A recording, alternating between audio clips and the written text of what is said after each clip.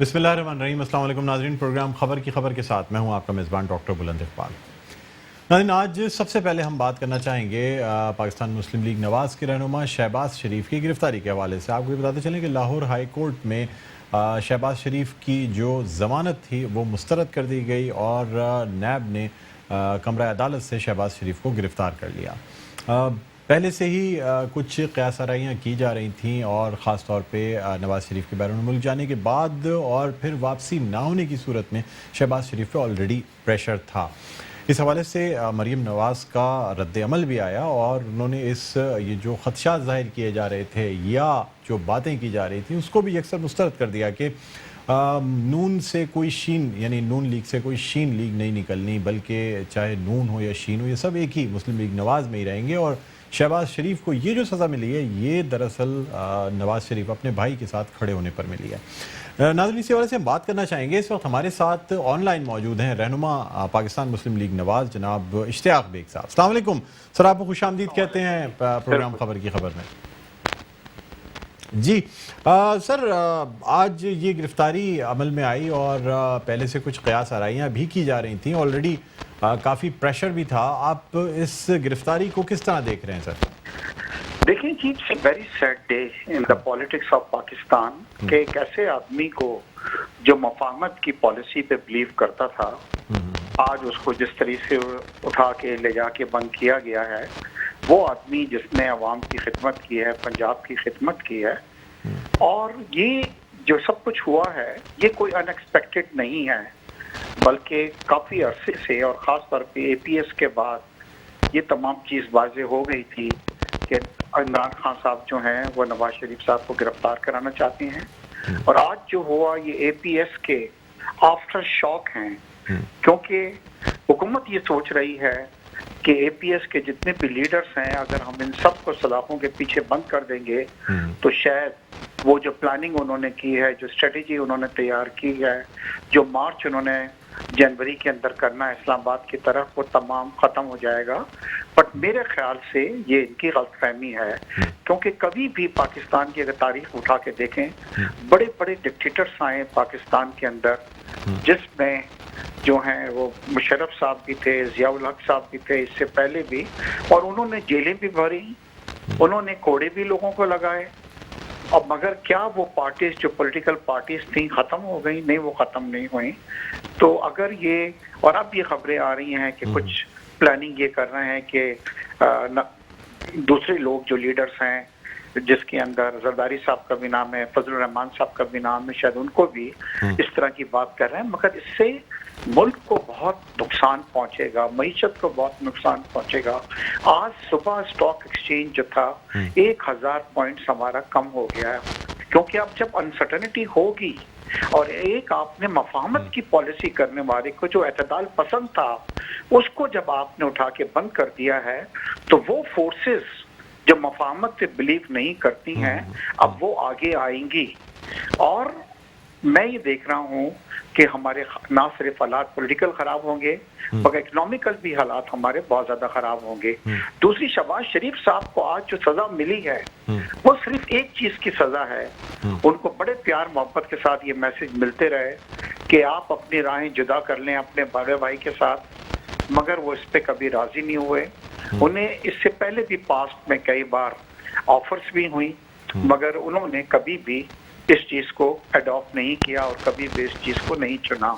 इश्तियाक साहब, आपसे सर एक चीज़ जानना चाहेंगे कि साबिक़ वज़ीर आज़म नवाज़ शरीफ साहब जो हैं वो मुल्क से गए इलाज की गर्ज से, और मुख्तलिफ तस्वीर भी आती हैं जो कहते हैं कि अगर जाहिर सी बात है कोई मरीज़ बाहर घूमने निकले तो उसकी भी तस्वीर आ जाती है सर, लेकिन किसी अस्पताल में एडमिट नहीं हुए अगर इंसान किसी इलाज की गर्ज से जाता है और वो वतन वापस भी ना आ रहा हो और उसकी बीमारी अगर इस हद तक बढ़ गई हो तो वो कम से कम अस्पताल में तो एडमिट होता है ना सर।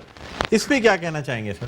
सर देखिए, अगर हुकूमत ने उनको भेजा है, शायद आपको ये नहीं मालूम है कि उनकी रिपोर्ट्स जो हैं जी वो शौकत खानम हॉस्पिटल के डॉक्टर्स ने भी आके उनको मुआयना किया, उनकी रिपोर्टें देखी और इस चीज़ की तस्दीक की कि उनकी तबीयत खराब है।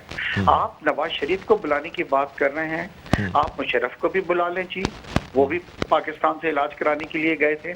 आपने जो चीनी का सबसे बड़ा चोर है जो जागीर तरीन है वो वहाँ पे बैठा हुआ है, उसको भी आप बुला लीजिए।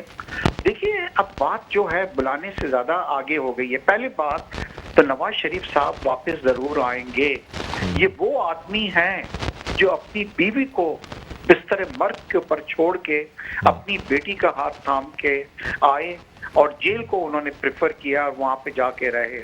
जैसे ही उनकी तबीयत बेहतर होगी, मगर आप ये मत सोचें कि नवाज शरीफ साहब मर गए हैं या उनकी पॉलिटिक्स खत्म हो गई है।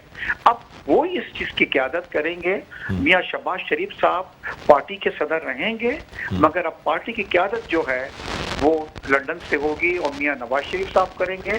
और आने वाले दिनों के अंदर मैं देख रहा हूं कि कन्फ्रंट्रेशन की पॉलिसी होगी, जिसका नुकसान जो है वो मुल्क को भी होगा, इश्तियाक साहब फैमिली में को भी होगा। मुझे बताइएगा, शरीफ फैमिली में क्या किसी किस्म की कोई डिफरेंसेस मौजूद नहीं है?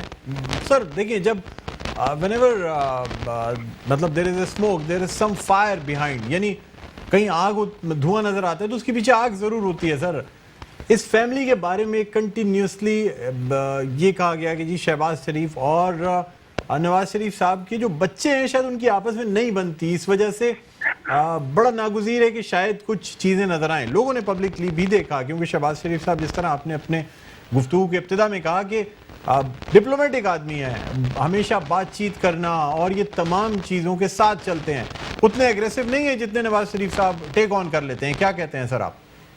देखिए पहली बात तो शहबाज शरीफ साहब को मैं बहुत अच्छे तरीके से जानता हूँ।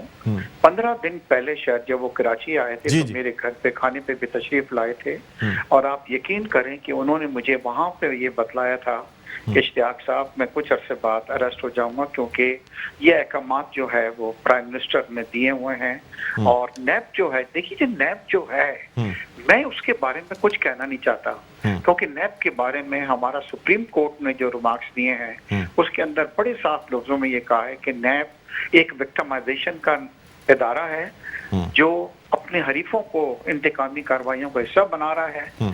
और उसकी परफॉर्मेंस पे भी जो बात सुप्रीम कोर्ट ने की है वो भी आई एम श्योर आपको मालूम होगा।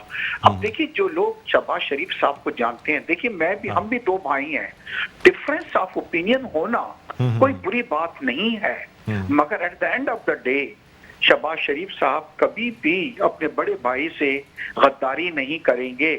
और उनके अरेस्ट होने से पहले भी उन्होंने बड़े वाज़ेह अल्फाज में ये कह दिया था कि अगर मैं अरेस्ट भी कर लिया जाऊं तो एपीएस ने जो डिसाइड किया है, जो मार्चेस डिसाइड किए हैं, जो इस्लामाबाद का वो किया है, वो तमाम चीजें कंटिन्यू रहनी चाहिए। इट मींस कि उन्होंने उस चीज को, अपने बड़े भाई के फैसले को उन्होंने एक्सेप्ट किया है। अब सर आपने अपनी फैमिली की मिसाल दी, तो इश्तियाक साहब आपकी फैमिली में माशाल्लाह डॉक्टर इख्तियार बेग का ताल्लुक तो पाकिस्तान पीपल्स पार्टी से, आप पाकिस्तान मुस्लिम लीग नवाज को रिप्रेजेंट करते हैं। इसी तरह हम मुख्तलिफ और असद उमर साहब की फैमिली की बात करें या ओपिनियन की मैं बात कर रहा था बड़े भाई कि लाइफ फैमिलियों के अंदर 5 आदमी आके बैठते हैं, बाप की ओपिनियन डिफरेंट होती है, एक भाई की डिफरेंट होती है, मगर अगर सब ने ये डिसाइड किया होता है कि जो बड़े का फैसला होगा उसको हम सब लब्बैक कहेंगे, तो यही चीज मैं शहबाज में भी देख रहा हूँ। मगर कोई उनमें ये डिफरेंसेस नहीं है कि आज मैं आपको बतला रहा हूँ ये चीज कि शहबाज साहब ने को कई बार ये ऑफर हुई कि आप अपने भाई से गद्दारी कर दें और हम आपको अकोमोडेट कर लेंगे। डोंट यू थिंक कि अच्छे वक्त भी थे जिसमें वो कर सकते थे, बट कुछ खानदानी रवायत भी हैं, वो अपने भाई की इज्जत करते हैं, सब कुछ करते हैं। और उन्होंने आज जो सजा उनको मिली है वो सिर्फ इसी चीज की सजा मिली है कि उन्होंने भाई का साथ छोड़ने से इनकार कर दिया। और आज वो लोग जो सीधा तेली जैसे लोग जो थे, जो आके और सीन की बात करते थे और नून की बात करते थे और जीम की बात करते थे, आज आपने देख लिया कि जो बातें हुई हैं खुल के सामने आ गई कि ना नून टूट रही है, ना शहबाज का कोई ग्रुप बन रहा है, ना कुछ और हो रहा है। और अब आप देखेंगे कि इवन पार्टी के अंदर अगर कुछ अख्तलाफात एक आपकी सोच के ऊपर थे कि हमें मफाहमत की पॉलिसी अपनानी चाहिए, आज वो इनकी अरेस्ट के बाद वो चैप्टर क्लोज हो गया है, एक वैक्यूम क्रिएट हो गया है। और अब जो लोग आएंगे I think they will be more aggressive, जिसका आप देखेंगे कि डॉक्टर नुकसान जो होगा वो मुल्क को भी पहुंचेगा, उसका नुकसान इकोनॉमी को भी पहुंचेगा, क्योंकि जब अनसर्टेनिटी आ जाती है तो अनसर्टेनिटी चाहे पॉलिटिक्स के अंदर हो चाहे इकोनॉमी के अंदर हो, आप सोचते हैं कि इन हालात के अंदर कोई बाहर का इन्वेस्टर आके पाकिस्तान में इन्वेस्ट करेगा? आप सोचते हैं कि हुकूमत ने जो प्लान बनाए था कि 1000 अरब रुपए के हम जो है असासे को प्राइवेटाइजेशन करेंगे, कोई बाहर का बंदा आके प्राइवेटाइजेशन में हिस्सा लेगा? आप सोचते हैं कि बिजनेस कम्युनिटी जो है वो कोई नया मिल लगाएगी इन हालात में? क्योंकि हमें ये नहीं मालूम है कि जनवरी तक क्या होने वाला है। कौन आदमी जो है मतलब इन हालात के अंदर मुल्क के अंदर इन्वेस्टमेंट करेगा और जॉब क्रिएट्स करेगा, और इकोनॉमी ऑलरेडी हमारी जो जीडीपी थी जो 5.8% थी मेरे बड़े भाई, कम होके -4% के ऊपर आ चुकी है। और इस साल जो है IMF ने ये कहा है कि आपकी जो -1.5 के अंदर होगी, क्योंकि जो लोग बैठे हुए हैं वो कैपेबल नहीं है। उनका काम सिर्फ एक है कि सुबह शुरू होते हैं और शाम तक ये डिसाइड करते हैं कि आज किसको पकड़ना है, आज किसके खिलाफ केसेस बनाने हैं। सबसे बड़ा जो करप्ट आदमी है, जो चीनी का चोर है जहांगीर तरीन, उसको आपने चार्टर्ड प्लेन के अंदर प्रोटोकॉल के साथ मुल्क से बाहर भेज दिया। देखिए, मैं नैब को ये नहीं कह रहा कि आप जो है लोगों को आप प्रूव नहीं करें जिन्होंने करप्शन की है, मगर वन साइडेड करप्शन जो है वो नहीं होनी चाहिए। उससे इस तरह की मतलब फीलिंग्स पैदा होती है कि आप अपने लोगों को इंतकामी कार्रवाइयों का, और आज मैं आपको एक चीज और बतला रहा हूं, ये आप लिख के रख लें, आज APC जो 12 पार्टियों की एक जमात है जी, इसकी कामयाबी का सहरा सिर्फ 2 लोगों को जाता है जनाब। एक जाता है नैब के चेयरमैन को और दूसरा शेख रशीद साहब को जाता है। आज शेख रशीद साहब ने इतने डिफरेंसेस पैदा कर दिए हैं एस्टेब्लिश के दरमियान में और नून के दरमियान में और दूसरी पार्टियों के दरमियान साहब, आप ठीक फरमा रहे हैं सर, लेकिन मैं यहाँ आपको एक बात याद दिलाना चाहूंगा, ये APC जो यानी ऑल पार्टीज कॉन्फ्रेंस है या कंबाइंड अपोजिशन पार्टी, सर हम कई सालों से ये देखते चले जा रहे हैं कि अपोजिशन जो है ये जब पार्टीज अपोजिशन में होती हैं तो सब एक साथ मिल जाती हैं, और जो ही वो अपोजिशन ख़त्म होती है तो ये सब पार्टीज एक दूसरे के खिलाफ लड़ रही होती हैं। सर आपको याद होगा कंबाइंड अपोजिशन पार्टी 1988 में बेनज़ीर की हुकूमत के खिलाफ लाई गई, IJI बनाई गई, तमाम चीज़ें हुई, फिर वो टूटी। तो सर ये चीज़ें तो हिस्सा रहती हैं हुकूमतों को गिराने के लिए, जाहिर सी बात है तमाम अपोजिशन पार्टीज इकट्ठा हो जाती हैं। बहरहाल सर, बस एक आपसे आखिरी सवाल मुख्तसरन जानना चाहूँगा कि अब जाहिर सी बात है कि एक तो शहबाज शरीफ साहब जो हैं वो पाबंद सरासल हैं, उनको गिरफ्तार कर लिया गया है। दूसरी जानिब नवाज शरीफ साहब के ऊपर भी प्रेशर डाला जा रहा है कि उनको किसी तरह से बैरून मुल्क से गिरफ्तार करके यहाँ लाया जा सके।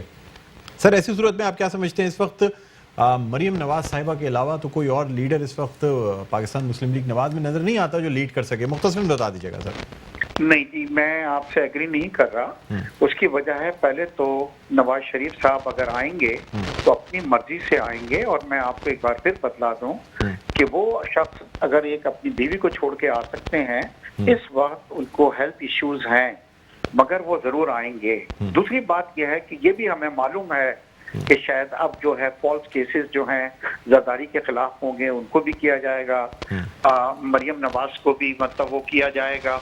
मगर देखिए, पार्टी सिर्फ ये 2-3 लोगों की नहीं है। देयर आर खाकान अब्बासी साहब हैं, एहसन इकबाल साहब हैं, देयर इज बहुत सारे लोग हैं। इनका तो हर पार्टी के जो लोग होते हैं मतलब, और ये वो लोग हैं कि जो जेल जाने से नहीं डरते। आप कितनी जेलें भरेंगे, मगर इसके नताइज क्या निकलेंगे, मुझे सिर्फ आप ये बता दें। डोंट यू थिंक कि इससे मुल्क का नुकसान होगा? मुझे जी बहुत आने वाले हालात जो हैं, ऐसे हालात खराब नजर आ रहे हैं, और ऐसे वक्त में जब इंडिया जो है वो डाक में बैठा हुआ है कि किसी तरीके से पाकिस्तान को और उसकी मईशत को नुकसान पहुंचाए। अल्लाह ना करे सर। बहरहाल बहुत शुक्रिया। इश्तियाक बेग साहब हमारे साथ मौजूद थे, रहनुमा पाकिस्तान मुस्लिम लीग नवाज, और इनका कहना था कि ये जो गिरफ्तारी है इससे काफ़ी नुकसानात हो सकते हैं। हालांकि नाज़रीन, अब जब एक शख्स ज़मानत के ऊपर कोर्ट या अदालत में पेश होता है तो फिर अदालत की सवाबदीद होती है कि आया उसकी जो ज़मानत है, जो इंटरिम बेल है, उसे मज़ीद आगे तोसी दी जाए या उसे मुस्तरद कर दिया जाए। और कोई भी अक्यूज़ड हो, मुल्ज़िम हो, जब उसकी جو ضمانت ہے یا اس کی درخواست ضمانت پر فیصلہ آ جاتا ہے یا اسے مسترد کر دیا جاتا ہے تو پھر یہ کامن پریکٹس ہے کہ ظاہر سی بات ہے چاہے نیب عدالت ہو یا اور دوسری ایجنسیز ہوں گرفتار کر لیتی ہیں. پہلے سے اس بات کو ایکسپیکٹ بھی کیا جا رہا تھا اور جس طرح سے اشتیاق بیگ صاحب نے اپنی گفتگو میں کہا کہ ان کو شہباز شریف صاحب پہلے بھی بتا چکے تھے. اس کے علاوہ بھی شہباز شریف پر یہ پریشر بھی تھا کہ وہ اپنے بھائی نواز شریف کی وطن واپسی کے لیے ضامن بھی ہیں. یعنی اگر اس کیس میں ان کو اریسٹ نہ بھی کیا جاتا تو جس ضمانت میں وہ ضامن ہیں اس صورت میں بھی ان پر پریشر تھا کہ اگر تو اصل ملزم جو ہے وہ نہیں آیا تو پھر ضامن کو بھی گرفتار کیا جا سکتا ہے. بہرحال ناظرین ہم یہ بھی بات کرنا چاہیں گے کہ آیا یہ جو سیاست ہے کیا پریشر کی سیاست ہے, کیا پاکستان تحریک انصاف اس سیاست سے اے پی سی اور تمام چیزوں کو کنٹرول کرنا چاہتی ہے, یا پھر واقعی حالات اس حد تک جا چکے تھے کہ اب گرفتاری کے سوا شہباز شریف کی گرفتاری کے علاوہ کوئی اور چارہ تھا ہی نہیں. ہم رابطہ قائم کرنے کی کوشش کر رہے ہیں رہنما پاکستان تحریک انصاف آفتاب صدیقی صاحب سے, جن سے ہم یہ جاننا چاہیں گے کہ آیا کیا عوامل تھے اور کیا اسٹریٹجی بنائی گئی ہے اب اس گرفتاری کے بعد. بہرحال ایک چھوٹا سا وقفہ لینا چاہیں گے, وقفے کے بعد دوبارہ آپ کی خدمت میں حاضر ہوتے ہیں. دیکھتے رہیے پروگرام خبر کی خبر.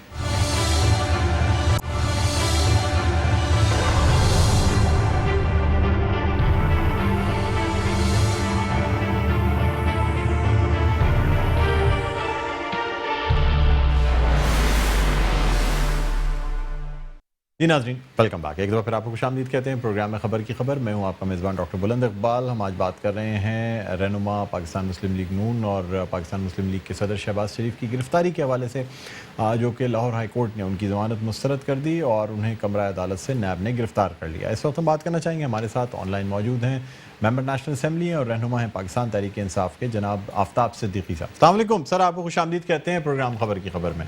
وعلیکم السلام. جی سر, آج توقع تو تھی کہ شاید گرفتار کر لیا جائے شہباز شریف کو, اور وہ نون سے شین تو نہیں نکل سکی, لیکن سر وہ شین کو پابند سلاسل ضرور کر دیا گیا.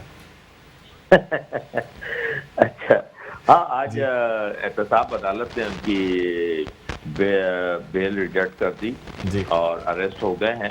اور آپ دیکھیں ڈاکٹر صاحب کہ کتنے عرصے سے یہ کیس چل رہا تھا, جس طرح کے ریسورسز ان کے پاس تھے نہیں اور آمدن زیادہ تھی اور نوکروں کے اکاؤنٹس سے پیسے نکل رہے ہیں. پیچیوں انہوں نے پریس کانفرنسز کی پولیٹیکل, مگر کبھی بھی جو ان کے اوپر الزامات تھے جو نیب نے لگائے تھے یا جو ان کے اکاؤنٹ سے پیسے نکل رہے تھے, جو ان کے سرونٹس کے اکاؤنٹ سے پیسے نکل رہے تھے یا ڈپازٹ ہو رہے تھے, کیش ٹرانزیکشن ہو رہی تھی, کبھی ایک دفعہ بھی آ کے ڈیفینڈ نہیں کیا انہوں نے. اور آج ان کو پورا موقع دیا گیا تو آج احتساب عدالت نے ان کا بیل ریجیکٹ کر دی تو بہت مناسب ہے. میں تو خیال ہے کہ اس قسم کے لوگوں کو بالکل تختے پر لٹکا دینا چاہیے جنہوں نے پاکستان کو لوٹا, پاکستان کو تباہ برباد کر دیا. آج ہمیں اس چوراہے پہ لے آئے اس پاکستان کو جہاں ہمیں جو ہے نا آئی ایم ایف کے پاس جانا پڑتا ہے, اپنے فرینڈس کنٹریز کے پاس جانا پڑتا ہے کہ ان کے لونز جو کھا گئے یہ اس کو پے بیک کرنے کے لیے.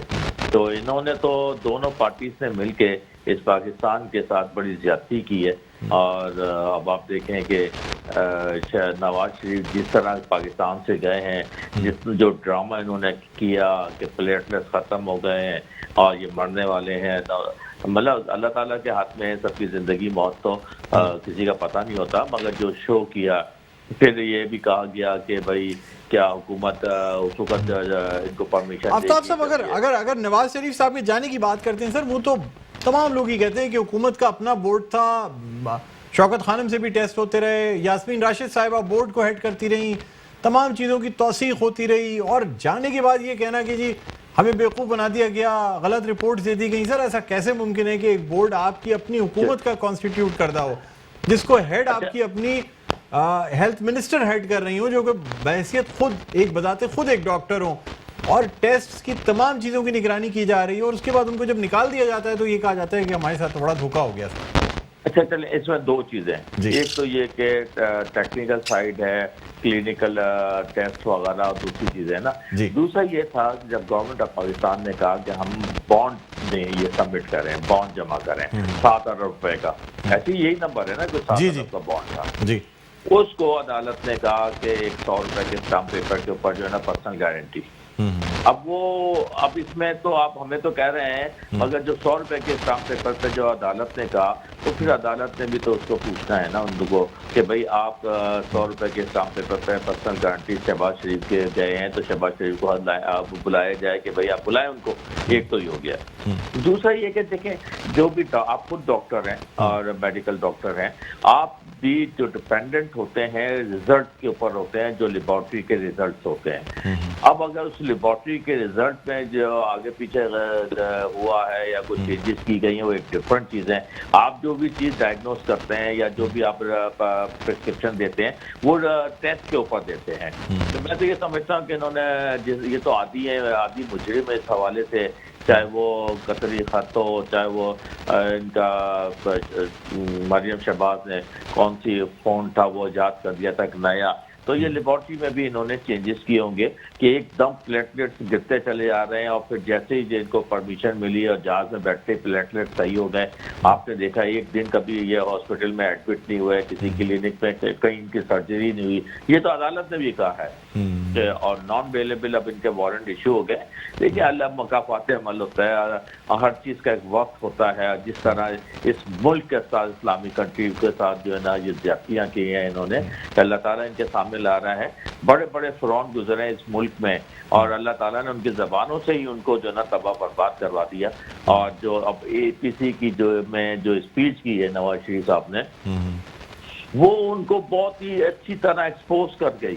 اور اب آپ دیکھیں کہ پنجاب میں بھی وہ ایم پی ایز یا وہ ایم این اے جو اپنے بلبوتے پہ جیتتے تھے اور صرف سپورٹ نون لیگ کی اس لیے لیتے تھے کہ شاید وہ ان کو ضرورت ہوتی ہوگی, تو وہ بھی آج جو ہے نا یہ سوچنے میں مجبور ہیں کہ انہوں نے کس کے ساتھ کھڑا ہونا ہے, پاکستان کے نیریٹو کے ساتھ کھڑا ہونا ہے یا انڈیا کے نیریٹو کے ساتھ جس کو جو ہے پبلسائز کر رہا ہے نواز شریف اور نون لیگ اور ان کی بیٹی. تو یہ تو بہت بری طرح ایکسپوز ہو چکے ہیں. اور جو اپنے ملک کا نہیں, جس طرح انہوں نے پوری سیاست کی ہے انڈیا کے بیس کے اوپر, جدال یہاں پہ آ گئے, مودی آ گئے, مطلب کون سی ریلیشن شپ چل رہی تھی جو ان کی نواسی کی شادی میں وہ پرسنل انویٹیشن پہ آئے ہیں. پھر ان کے انٹرسٹ ڈفرنٹ تھے اور اب پاکستان سے باہر بھاگ کے اور پھر پاکستان کے اگینسٹ, پاکستان کے اداروں کے اگینسٹ جنہوں نے اس ملک کی حفاظت کی ذمہ داری ہے, جو ہزاروں کی تعداد میں جو شہید ہو رہے ہیں اس ملک کی خاطر. آج میں اور آپ تو سکون سے اس لیے سوتے ہیں کہ ہماری بارڈر کی حفاظت جو ہے نا ہمارے محافظ کر رہے ہوتے ہیں. آپ ان کے خلاف کیسے بات کر سکتے ہیں؟ یہ تو اجازت دی نہیں جا سکتی.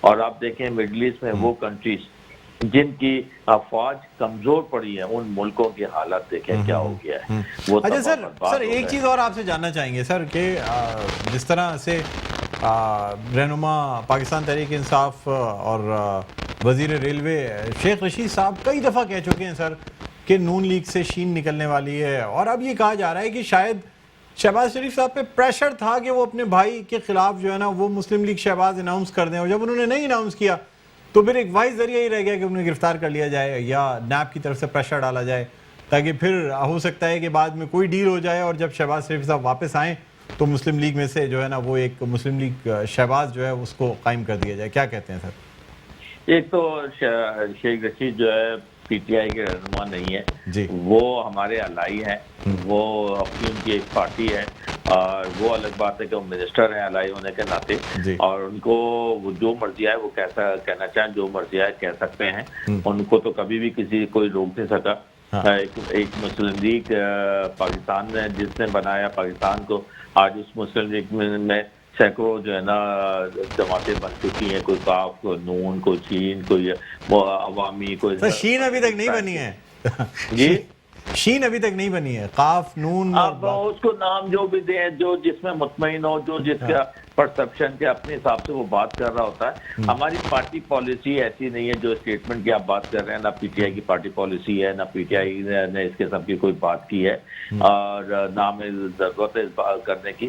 ہر چیز کا ایک وقت مقرر ہے اور لوگ ایکسپوز ہوتے جا رہے ہیں.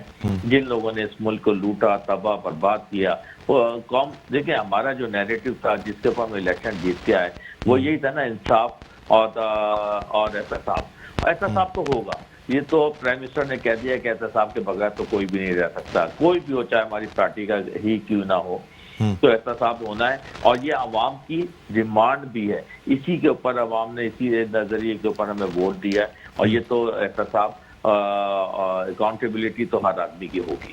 سر کیا مزید اے پی سی کے لیڈرز کی گرفتاری بھی متوقع ہے؟ دیکھیں یہ تو میں نہیں کہہ سکتا، نہ مجھے کوئی علم غیب ہے، یہ تو کیس ان کے اوپر کافی عرصے سے چل رہا تھا شہباز شریف کے اوپر، آج احتساب عدالت نے ان کی بیل مسترد کی ہے، اور انہوں نے کبھی بھی، آپ خود گواہ ڈاکٹر صاحب بتائیے، کبھی کسی جگہ آ کے انہوں نے اپنے پر جو ایلیگیشنز تھے اس کے اوپر کوئی بات ہی نہیں کی، انہوں نے نہ کرنا چاہتے تھے، اور آپ خود سوچیں کہ ایک نوکر کے اکاؤنٹ سے 2-4 ارب، پتہ کتنے ارب روپے نکل رہے ہیں، یہ بھی ایک انتہا ہے۔ انہوں نے کسی چیز کو چھوڑا نہیں، کیش ٹرانزیکشن کی الگ ہوئی ہے، منی لاؤنڈرنگ الگ ہوئی ہے، ٹیرر فائنینسنگ انہوں نے الگ کی ہے، اور بڑے کوشچن اٹھے ہوئے ان لوگوں کے اوپر۔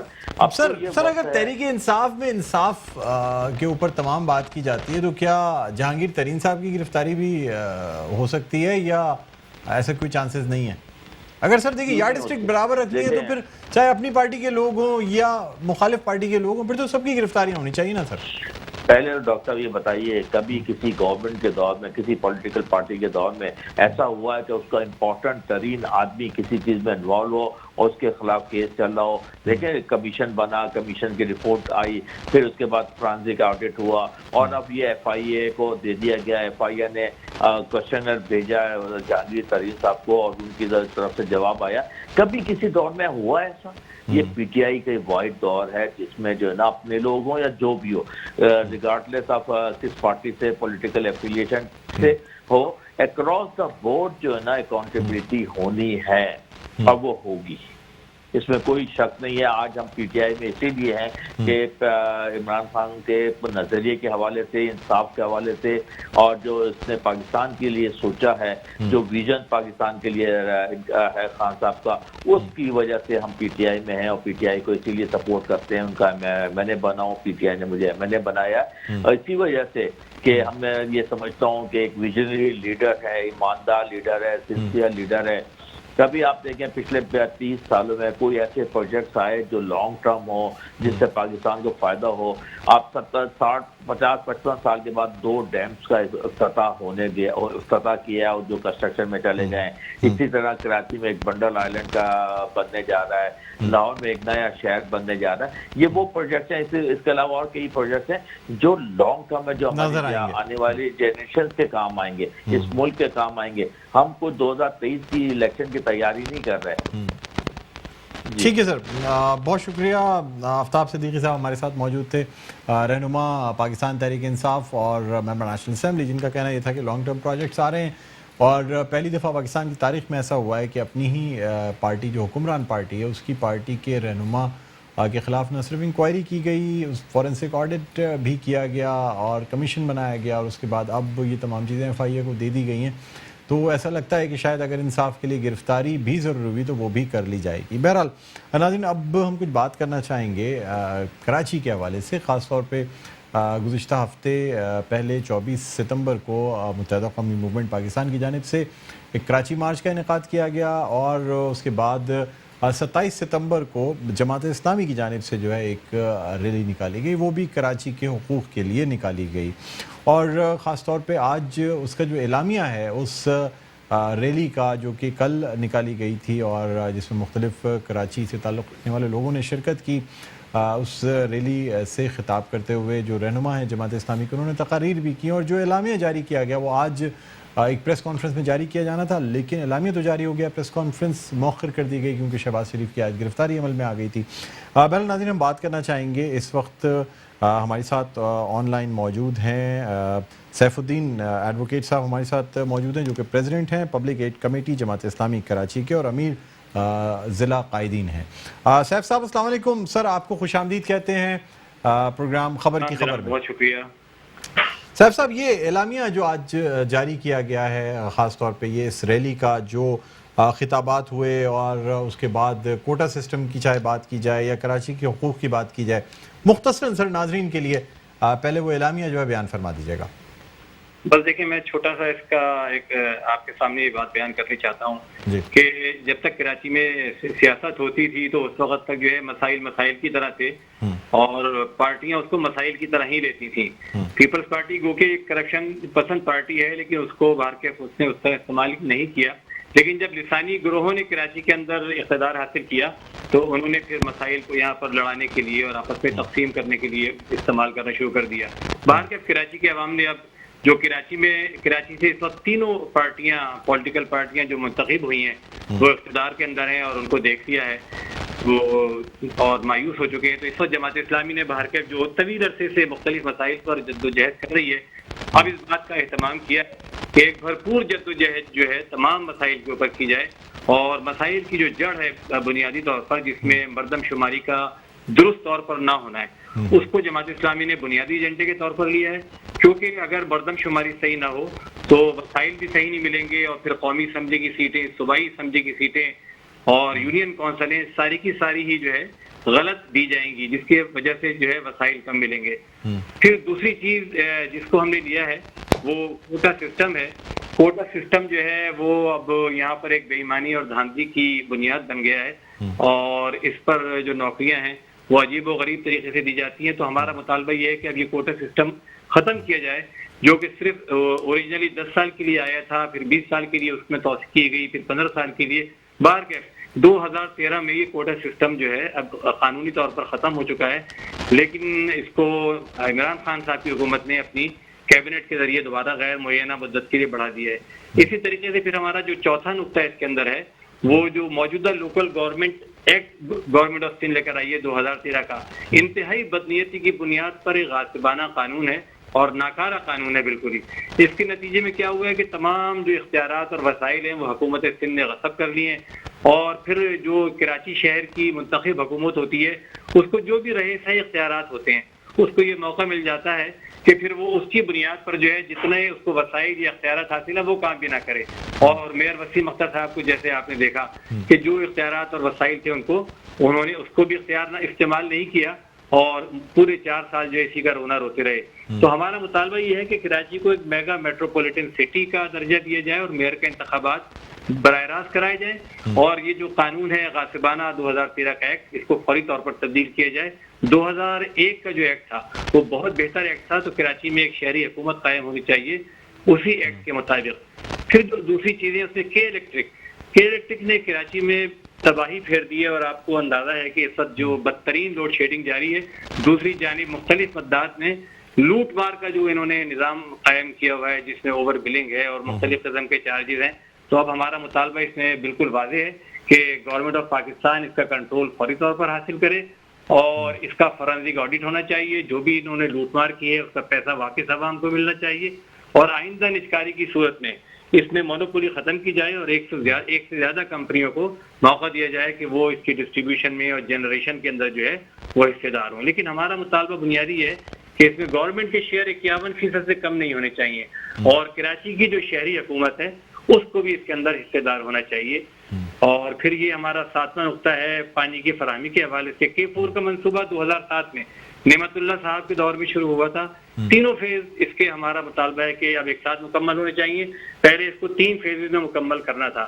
460 MGD کا یہ پورا منصوبہ تھا. اب ہمارا مطالبہ یہ ہے کہ اس کو 1 سال کے اندر ہونا چاہیے کیونکہ اس منصوبے کو اس طرح سے کیا گیا ہے کہ 12-14 ارب روپے خرچ کرنے کے بعد اب جو ہمیں بریفنگ دی گئی ہے گورنمنٹ آف سندھ کی جانب سے وہ یہ ہے کہ یہ منصوبے کا ڈیزائن ہی غلط بنایا گیا ہے اور یہ منصوبہ اب قابل عملی نہیں ہے. تو اس سے جو 14 ارب روپے لگے تھے وہ ضائع ہو گئے اور اب اس منصوبے کی لاگت تقریباً 100 ارب روپے تک پہنچ چکی ہے. تو ہمارا مطالبہ یہ ہے کہ گورنمنٹ آف سندھ اور حکومت پاکستان جن کو دونوں کو اس میں شیئر ادا کرنا ہے سیاست نہ کریں بلکہ اس منصوبے کو فوری طور پر مکمل کرائیں. اسی طرح S3 کا جو منصوبہ ہے جو سیوریج سے متعلق ہے اس کو فوری طور پر جو ہے مکمل ہونا چاہیے. پھر ایک چیز یہ ہے کہ کراچی سے ملنے والے ریونیو کا ایک بڑا حصہ ہماری صنعت اور تجارت کا مرہون منت ہے. اب یہاں جو ہمارے یہاں صنعتی علاقے ہیں ان کی بدترین حالت ہے اس وقت اور سڑکیں ناپید ہیں, گیس نہیں مل رہی, بجلی نہیں مل رہی, ان کو پانی پورا نہیں مل رہا. تو ہمارا مطالبہ یہ ہے کہ فوری طور پر انفراسٹرکچر یہاں کا ٹھیک کیا جائے. تجاوزات کے نام پر جو دکانیں ڈھائی گئی تھیں ان کا متبادل فراہم کیا جائے. اسی طرح کورونا میں اور بارش کے زمانے میں جو شہریوں کے نقصانات ہوئے تھے اس کو جو ہے اس کا ازالہ گورنمنٹ آف سندھ کرے. پھر یہ ہے کہ کراچی کا جو ریونیو میں حصہ ہے وفاقی حکومت کو تقریباً 55% کراچی ریونیو فراہم کرتا ہے اور سندھ کو تقریباً 95%. لیکن جو حصہ اس کو ملتا ہے کراچی کو بالکل اس طرح جیسے بھیک کی طرح اور چند بھورے اس کو دے دیے جاتے ہیں. ہمارا مطالبہ یہ ہے کہ کراچی کو اس پورے ریونیو میں سے جو جمع ہوتا ہے اس میں سے 15% حصہ ملنا چاہیے بطور حق کے، نہ کہ بطور بھیک کے. پھر اس کے باقی نکات جو ہیں اس میں ایک تعلیم کا ہے. تعلیم کو یہاں پر تجارت بنا دیا گیا ہے جس کے نتیجے میں عام طالب علم بیچارہ جو باصلاحیت طالب علم ہے وہ تعلیم حاصل ہی نہیں کر پاتا صحیح طریقے سے. سرکاری تعلیمی ادارے تباہ ہو چکے ہیں. ہمارا مطالبہ یہ ہے کہ صحیح طرح ساری تعلیمی ادارے جو ہے ان کی حالت صحیح کی جائے. کراچی میں نعمت اللہ خان صاحب نے اپنے دور میں 14 کالجوں کا اضافہ کیا تھا اور 2 خواتین کی یونیورسٹیز بنانے کی تجویز تھی جو خواتین کالج ہے اور سر سید گرلز کالج. اس کے متعلق پروپوزل تھا کہ ان کو یونیورسٹیز کا درجہ دیا جائے، وہ نہیں ہو سکا تھا. ہمارا مطالبہ ہے کہ اس کو یونیورسٹی سر دیکھنے میں تو سر مطلب یہ سننے میں سارے مطالبات جو ہیں وہ اپنی جگہ بڑے اہم ہیں سر، لیکن آپ کیا سمجھتے ہیں کیا اس ریلی کے ذریعے یا پریشر کے ذریعے قانون سازی بھی ہے، مختلف چیزیں مختصراً بتا دیجیے گا سر، آپ کو لگتا ہے ان چیزوں پہ عمل درآمد ہو سکتا ہے کبھی؟ دیکھیے یہ چیزیں جو ہیں کوئی راکٹ سائنس کے طور پر تو اس پر عمل ہونا نہیں ہے، یہ تو بالکل ایک عام سی چیزیں ہیں. اب یہ ہمارے ملک میں چونکہ ایک بدترین صورتحال ہے حکومتوں کی تو انہوں نے ان ساری چیزوں کو ایسا بنا دیا ہے جیسے چاند پر جانے کے مترادف. نعمت اللہ صاحب جس زمانے میں حکومت میں آئے 2000 سر مختصراً بتا دیجیے کہ میرے پروگرام کا جو وقت ہے اختتام کے قریب ہے. جی میں بس ون لائنر مجھے بتا دیں. یہ جو ہمارا 27 ستمبر کا جو مارچ تھا یہ اس کا نقطۂ آغاز ہے اور ہم نے اب اس تحریک کو اور جدوجہد کو بڑے بھرپور طریقے پر شروع کرنے کا انشاءاللہ تعالی پروگرام بنایا ہے. اور ہم سب لوگ جانتے ہیں کہ جب ہم ایک چیز کو لے کر چلتے ہیں کہ الیکٹرک جانتی ہے، بحریہ ٹاؤن والے جانتے ہیں اور دیگر مسائل جس کو ہم لے کر چلیں الحمدللہ اس کو ہم نے اختتام تک پہنچایا ہے. سر بحریہ ٹاؤن کا کمپنسیشن ابھی تک ملا نہیں ہے لوگوں کو اور وعدے چل رہے ہیں لیکن کہا یہ جا رہا ہے کہ جماعت خاموش ہو گئی ہے بحریہ ٹاؤن کے ساتھ. نہیں بہت زیادہ پیچیدہ ہے، اس میں بہت الحمدللہ پیش رفت ہوئی ہے. چلیے سر سیف صاحب پروگرام کا وقت اختتام کے قریب ہے، میں آپ سے جو ہے نا وہ اجازت چاہوں گا. بہت شکریہ آپ نے پروگرام میں شرکت کی اور قیمتی وقت ہمارے پروگرام کے لیے دیا. ناظرین پروگرام کا وقت اختتام پر پہنچتا ہے، مجھے بلند اقبال کو اجازت دیجیے، اپنا بہت خیال رکھیے گا. اللہ حافظ.